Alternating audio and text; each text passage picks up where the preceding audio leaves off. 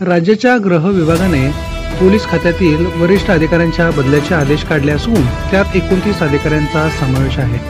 सोलापूर ग्रामीणचे पोलीस अधीक्षक शिरीष सरदेशपांडे यांची बदली पुण्याच्या लाचलुचपत प्रतिबंधक विभागाचे अधीक्षक म्हणून झाली आहे, तर धाराशिवचे पोलीस अधीक्षक अतुल कुलकर्णी यांची बदली सोलापूर ग्रामीणचे पोलीस अधीक्षक म्हणून झाली आहे।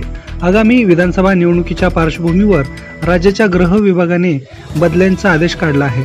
तत्कालीन पोलीस अधीक्षक तेजस्वी सातपुते यांच्या बदलीनंतर 22 ऑक्टोबर 2022 रोजी सोलापूर ग्रामीण पोलीस अधीक्षकपदी शिरीष सरदेशपांडे यांची नियुक्ती झाली होती।